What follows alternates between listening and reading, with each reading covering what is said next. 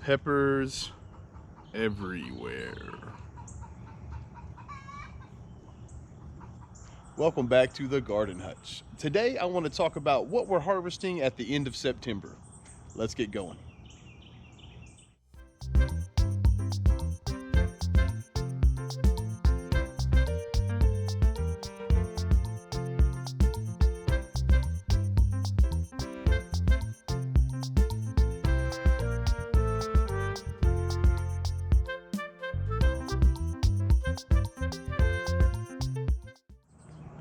Well, the summer was definitely rough, and we're here at the beginning of fall, heading into October.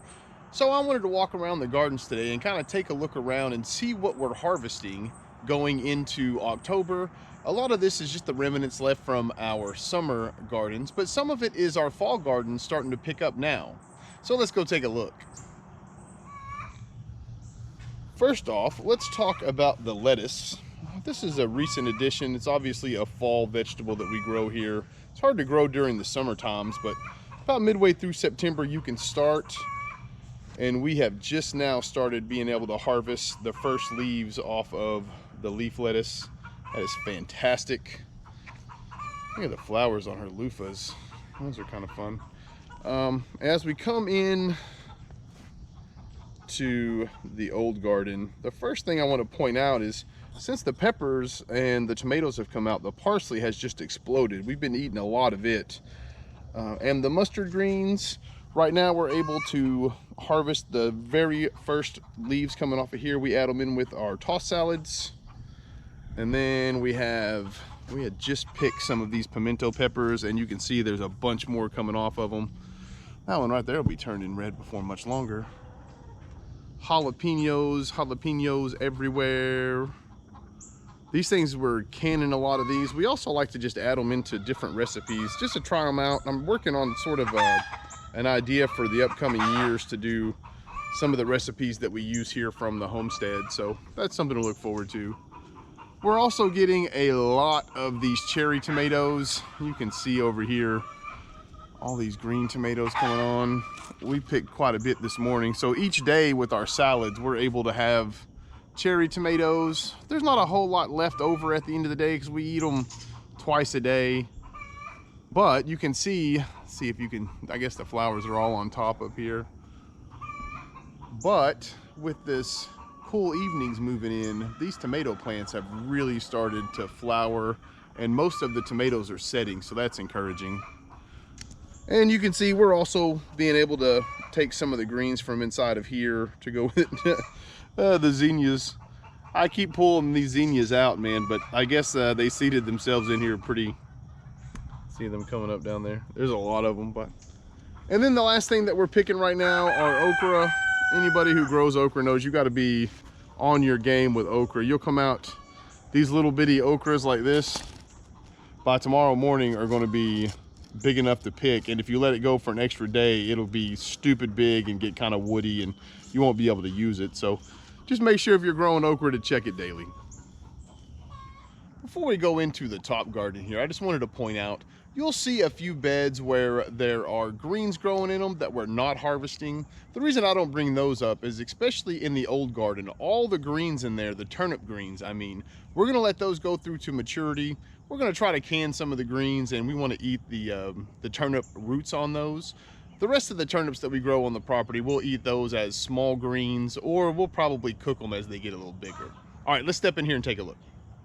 A lot of what we are picking out of the top garden here are peppers, and I'm telling you what, this year has been a fantastic year for peppers. I think a lot of that has to do with the drought and the heat. Peppers seem to love that stuff, but we are getting banana peppers, a lot of them. We also have this yellow squash that we put here in the early part of, well, I guess the late part of the summer would be more accurate. And we got one raining a couple days down there. We're not getting as much as we do in the springtime, but we are getting yellow squash. I don't know, you'll get them about 1 or 2 a week or so right now. Hopefully we get more. If not, you know, at least we got some, right? And then our turnip greens over here, it won't be long and we'll be cleaning these guys out and eating those with some neck bones. Look at these guys, these jumbo cayenne peppers. These things go really good. We started making like a mixed pepper relish. They are fantastic. So these turnips in here, these will also, as we do our tossed salad mix, we use these turnip greens, the mustard greens we showed earlier, and the lettuce we showed earlier. And right now it's fantastic. You know, we're going into late September, early October, and we are able to eat salads a couple times a day right out of the yard. And these are the pimento peppers. Ooh, that guy's just about ready. Got more turnip. We'll be making some more pimento cheese probably this week. And then, of course, the bell peppers, they are doing very well. We're letting some of them kind of turn. We had the green ones, and this was sort of a mixed bunch where we were supposed to have some yellows and reds and that sort of thing. So we were picking them when they were green earlier in the year. Look at that guy, something bit him. Oh well, I'll leave him on there and see what happens. But we're gonna let some of these go red and yellow and orange and the different colors.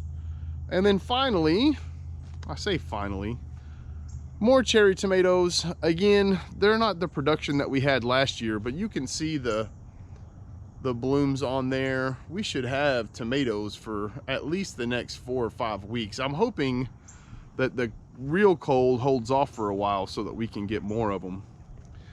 And the last thing that we're picking out of the top garden are purple hull peas. I guess we got a volunteer okra plant as well. Isn't that kind of funny? I don't know if it was in with the purple hull peas or if we just missed it and dropped it, but either way, we're getting okra, so that's fine. But these two beds, they're doing really well.